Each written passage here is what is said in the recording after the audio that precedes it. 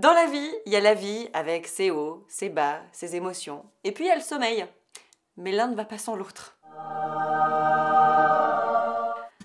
Coucou les chats, ça me fait super plaisir de vous retrouver aujourd'hui dans cette nouvelle vidéo. On va aborder une thématique qui me tient beaucoup à cœur, j'en ai pas mal parlé d'ailleurs récemment. Il s'agit du sommeil, ça se voit peut-être pas, mais je suis super fatiguée. Mon bébé est fatigué, mon chéri est fatigué, on est tous crevés parce qu'on dort très mal. Ça fait un petit moment que ça dure déjà. Alors, je recontextualise tout ça. Bébé est arrivé sur la planète Terre un jour comme ça, c'était un 13 juin 2016 et c'était très difficile évidemment, il y a tout qui change, on est complètement déglingué au début, on comprend rien à ce qui se passe, on se prend une grosse tarte dans la gueule, une super cool tarte dans la gueule, attention je veux décourager personne, mais c'est très compliqué parce qu'on dort très peu, parce que l'enfant a un rythme qui fait que faut l'allaiter régulièrement toutes les 2-3 heures, donc on est un peu tout le temps réveillé et quand on a le temps de dormir on n'arrive pas forcément à trouver le sommeil, bref c'est compliqué. Mais à 2 mois, mon bébé faisait ses nuits. Je me suis dit, ah, trop bien, tout le monde m'a dit, tu ne dormiras pas jusqu'à 1 an. Ah là, à 2 mois, il dormait parfaitement bien de 21h jusqu'à 7h du matin. Je me suis dit, c'est canon, j'ai un enfant qui dort. Ouais, mais ça c'était avant que je lui déglingue tous ses points de repère. Donc à 2 mois, il dort bien pendant, allez, un bon mois. Jusqu'à ces 3 mois, il dort très bien et nous on est les parents les plus heureux du monde. Oh, c'est cool, on se dit mais comment les gens peuvent se plaindre? Trop facile. Et là, on part aux États-Unis, on part 6 semaines aux États-Unis, en Californie, donc il y a 9 heures de décalage. On reste 6 semaines là-bas, donc notre petit bébé n'a pas vraiment le temps de s'adapter au nouveau fuseau horaire. On revient en Suisse. Lorsqu'on revient en Suisse, on déménage. 10 jours plus tard, je reprends le travail. 3 semaines plus tard, on repart aux États-Unis. On reste de nouveau 2 semaines. On revient en Suisse. Bref, à 7 mois, mon bébé n'a plus aucun point de repère. Franchement, c'est hyper compliqué. Imaginez-vous, les seules choses qu'il connaît sur cette terre, ce sont ses parents, 16 heures de miam-miam, 16 heures de dodo, et là, il n'y a plus rien qui tient la route. Donc, on a peut-être fait faux à ce niveau-là. Et puis ça, c'était sans compter l'arrivée de mes grandes copines qui sont toujours là où il faut, quand il faut. J'ai nommé ces connasses dedans, bordel de shit. Alors bon, mon frère m'a offert un bouquin hyper bien, ça s'appelle Mon enfant dort mal. Il m'a dit, tu verras Val, ce bouquin il est super bien, tu vas trouver toutes les clés du sommeil de ton enfant, ils vont t'expliquer comment rebooter ton enfant. Alors très bien, moi je regarde juste un truc. Voilà. 373 pages. Alors je t'explique.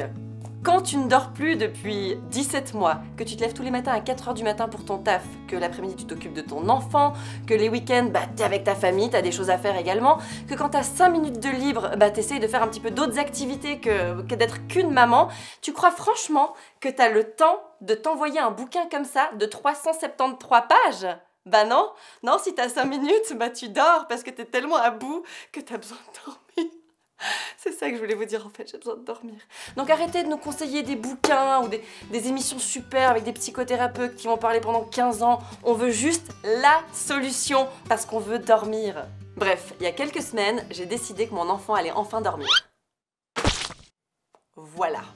On m'a proposé à peu près 14 000 solutions et il y a franchement de tout. Ça passe du marabout à l'exorciste, les recettes de grand-mère, les trucs de sorciers et tout.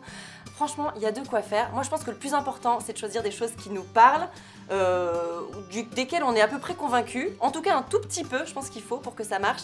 Et puis, il faut essayer ces choses-là les unes après les autres. Pas tout en même temps, parce que sinon, on va pas pouvoir déterminer ce qui fonctionne et ce qui fonctionne pas. Du coup, moi, j'ai établi le protocole tartine. On l'a sorti de son lit à barreaux pour le mettre sur un grand matelas au sol. Le soir, en plus de son repas complet, il buvait un bibi de 270 ml de lait de vache entier. On a remplacé le lait de vache par du lait de riz. On a fait préparer une solution homéopathique vraiment qui colle à tous les symptômes qu'il a, c'est-à-dire mal de dents, difficulté à s'endormir, les angoisses, et on lui donne 10 gouttes tous les soirs.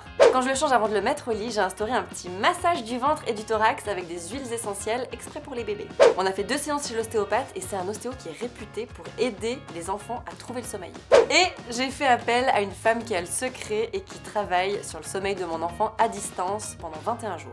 N'oublions pas que le plus important pour un enfant, c'est qu'il trouve ses points de repère et c'est donc du coup qu'il ait une routine du coucher.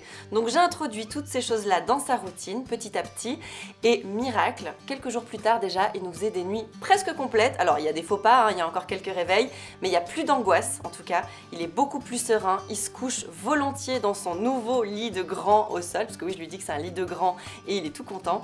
Et je pense franchement qu'on est sur la bonne voie, je ne veux pas crier victoire trop vite. J'ai fait ça trop souvent, mais je pense qu'on est sur la bonne voie.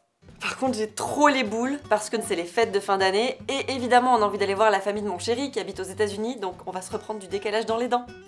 Et du coup, j'ai peur qu'on le redétraque. Mais ma foi, on est obligé.